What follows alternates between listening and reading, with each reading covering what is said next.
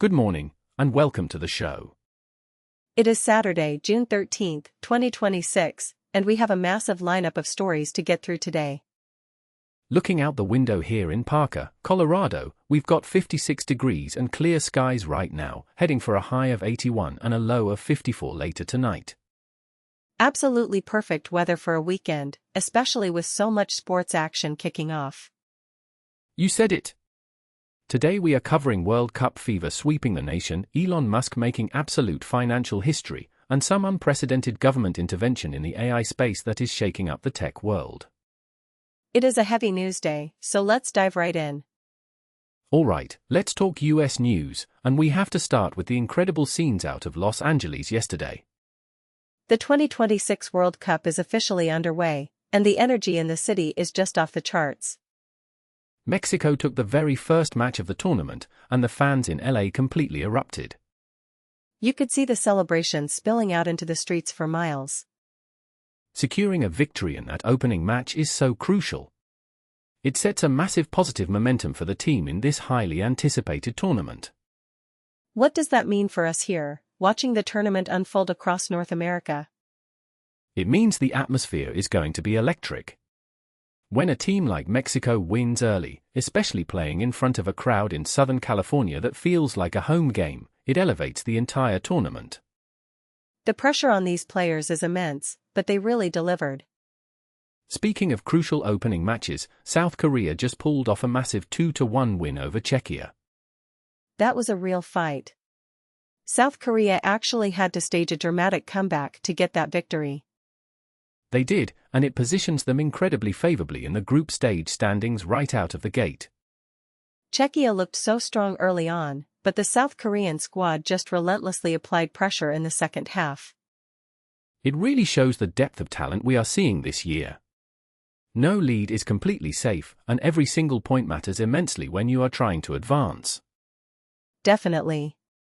The drama of the group stages is only going to ramp up from here.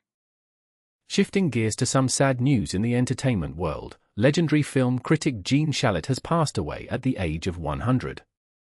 Wow, 100 years old. He was such an absolute fixture on NBC's Today Show for decades. He really was. With his iconic wild hair, the bushy mustache, and of course, his endless supply of puns. He made movie reviews so accessible and fun for the average morning television viewer. His decades-long career left a truly lasting impact on the field of entertainment journalism. He didn't just review movies, he celebrated the magic of Hollywood.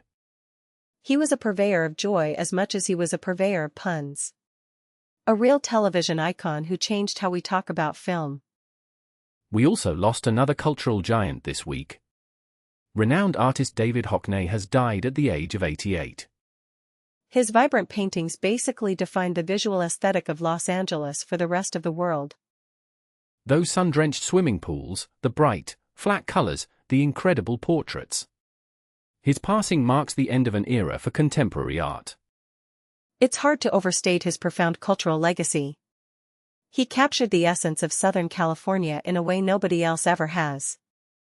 He was constantly experimenting, too, right up until his later years, working with digital mediums and iPads to create new works.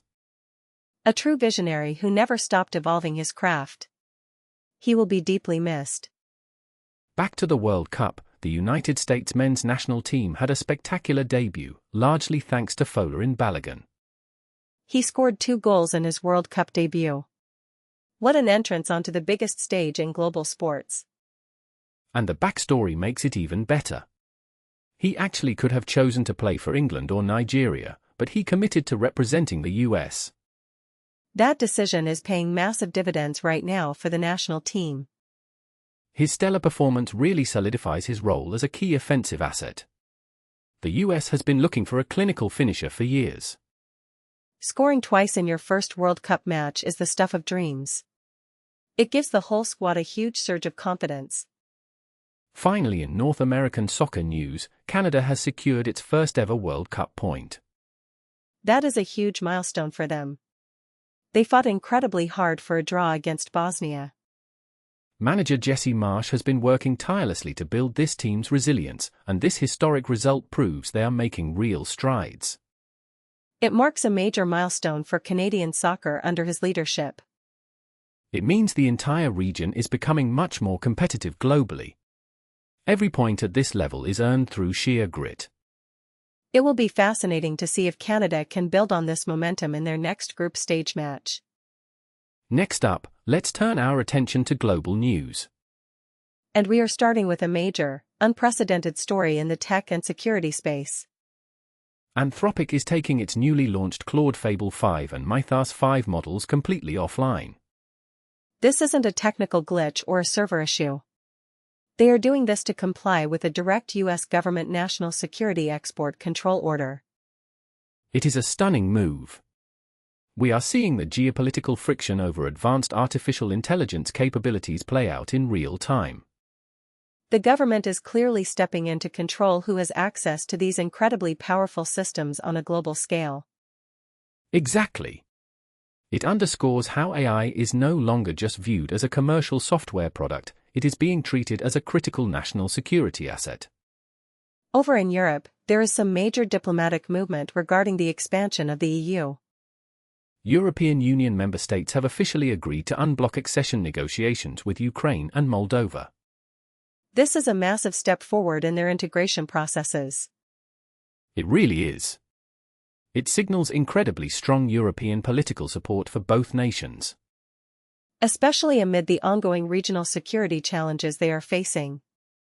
It is a clear, unified message of solidarity. The road to full membership is still long and complex, but getting these talks unblocked is the crucial first hurdle. Moving to South Asia, India has announced its next Chief of the Army Staff. Lieutenant General Dheeraj Seth has been appointed to the top post, effective June 30th of this year. He will be succeeding General Upendra Dwivedi, who is retiring from service on that exact same day.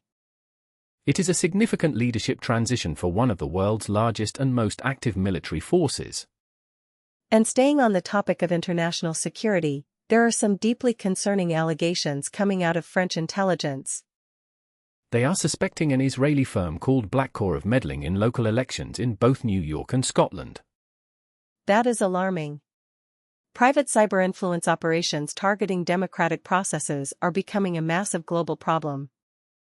The allegations highlight the growing geopolitical threat posed by these highly sophisticated, private hacking and influence groups. It is not just state actors anymore, it is private companies being hired to manipulate public opinion and electoral outcomes. Let's take a quick look at the latest updates from India and Tamil Nadu. We have some very tragic news out of Assam today. 5 Indian Air Force personnel were killed when an AN-32 transport aircraft crashed during landing in the Jorhat district. The IAF has confirmed the casualties and expressed their deepest condolences to the families of the deceased. It is a devastating loss for the armed forces and the families involved. And we were just talking about Lieutenant General Dheeraj Seth being named the next Army Chief. Right, he brings a very distinguished 4-decade military career to this new leadership role. His extensive experience in the Armored Corps and in counterinsurgency operations will deeply shape India's defense strategy moving forward. He takes command at a time when modernizing the military is a top priority, which brings us back to that tragic crash in Assam. The An-32 aircraft has a troubled history of deadly accidents, particularly on dangerous routes like the Siachen Glacier runs. This latest crash really revives the severe safety concerns over the operational history of this aging fleet. It highlights the ongoing, urgent challenges India faces in modernizing its military transport infrastructure to keep its personnel safe. Up next, we dive into finance and markets, and we have some absolute history-making numbers to discuss. You are not kidding. The SpaceX IPO is all anyone on Wall Street or Main Street can talk about today. Elon Musk's aerospace company made its blockbuster debut on the Nasdaq, and shares immediately surged 20% above their $135 IPO price. This record-setting public offering raised a staggering $75 billion in capital. It values SpaceX at approximately $1.8 trillion. Let that number sink in for a moment. And because of that massive surge in valuation, Elon Musk has officially become the world's first trillionaire. It is a financial milestone that is hard to even comprehend. It completely cements his financial dominance on a global scale. What does that mean for us, or really for the future of the space industry as a whole? It highlights the immense commercial value that the market is now placing on private space exploration. It proves this is a highly lucrative sector, not just a government research endeavor. The BBC is reporting that this could be the largest initial public offering in history. It significantly impacts how SpaceX will fund its future missions to Mars, its satellite networks, and beyond. They now have an unprecedented financial war chest. It is a totally new era for commercial spaceflight and private equity. In other financial news, Europol has successfully dismantled a major cryptocurrency laundering service. They took down the Audius 6 service, which was heavily used by ransomware syndicates to hide their stolen funds. The operation washed over €336 million for these cybercriminals before authorities stepped in. Taking it offline severely disrupts the financial pipelines that allow these gangs to monetize their attacks. Returning to the AI space, the financial fallout from the US government's intervention is hitting Anthropic incredibly hard. Their pre-IPO shares have fallen sharply since the government ordered them to shut down their most powerful AI models. The forced shutdown of Fable 5 and Mythos 5 followed a highly publicized jailbreak report that caught the attention of regulators. This has sparked a massive wave of industry pushback over regulatory standards and government overreach. Investors are understandably spooked. If the government can just pull the plug on a flagship product overnight, it changes the entire risk profile for AI startups. It really does. The valuation of these companies is entirely based on their frontier models being available to the public and enterprise clients. If that availability isn't guaranteed, the billions of dollars in private valuation suddenly look very shaky. And speaking of market complications, the massive SpaceX IPO caused quite a scramble in the crypto world. Major cryptocurrency exchanges actually had to cancel their pre-IPO tokenized offerings for SpaceX at the last minute. They simply failed to secure the underlying physical shares needed to back the digital tokens they were trying to sell. It really highlights the operational challenges of trying to bridge tokenized digital assets with traditional private equity markets. You can't just sell a token if you don't actually hold the equity. The traditional financial plumbing still matters immensely. Finally, let's unpack the biggest stories in tech and AI today, because the landscape is shifting fast.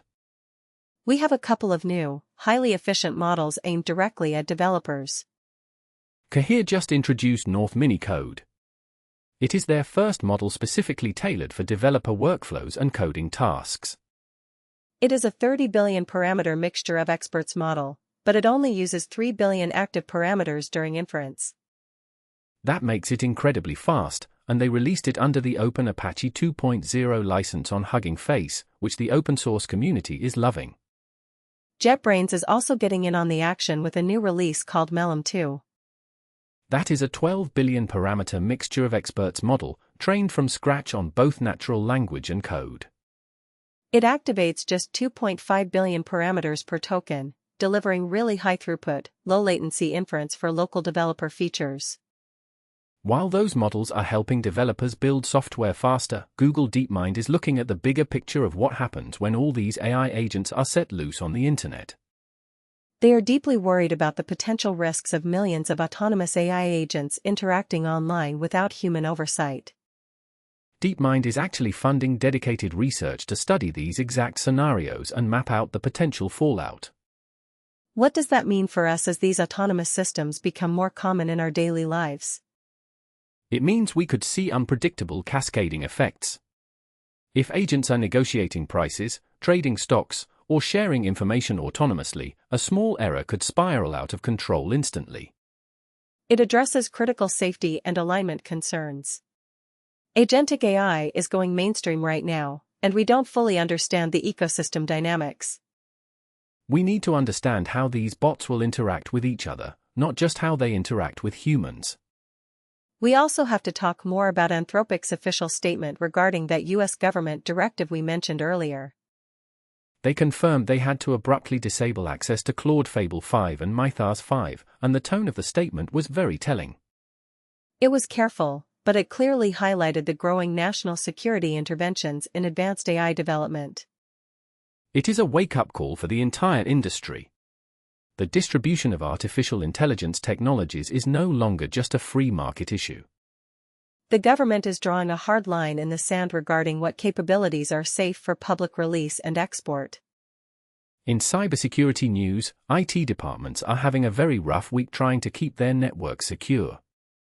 Microsoft just released software updates for a record-breaking patch Tuesday this June 2026.